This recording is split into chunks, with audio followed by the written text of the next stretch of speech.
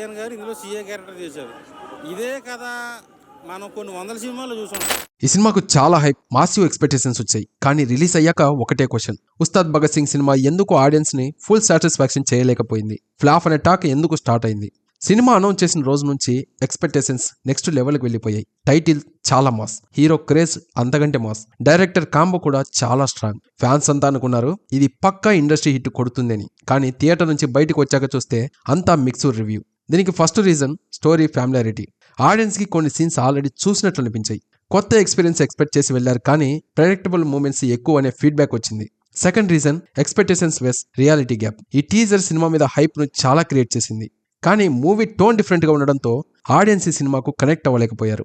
కొన్ని scenes super energetic గా అనిపించాయి, కానీ మధ్య మధ్యలో ల్యాగ్ ఫీల్ చాలా అనిపిస్తుంది.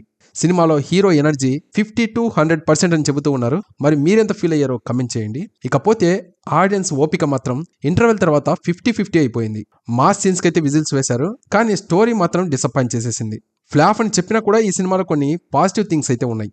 Dialogues, screen presence, few action blocks fans కి చాలా బాగా నచ్చుతాయి. కానీ ఓవరాల్ గా చూసుకుంటే ఎక్స్పెక్టేషన్స్ ని రీచ్ అవ్వలేకపోవడం మెయిన్ రీజన్. సో మీ ఆప్షన్ ఏంటి? ఈ మూవీ నిజంగానే ఫ్లాఫా, లేదంటే ఎక్స్పెక్టేషన్స్ ఎక్కువ పెట్టి మనం డిసప్పాయింట్ అయ్యామంటారా? మీ హానెస్ట్ రివ్యూ అంటే కమెంట్ లో చెప్పండి. బెస్ట్ కమెంట్ ని నెక్స్ట్ వీడియోలో డిస్కస్ చేద్దాం. మరి ఈ వీడియో మీకు నచ్చినట్లయితే లైక్ చేయండి. ఇలాంటి మూవీ అప్డేట్స్ కోసం మన ఛానల్ ని సబ్స్క్రైబ్ అయితే చేసి పెట్టుకోండి. Thank you for watching. జై హింద్.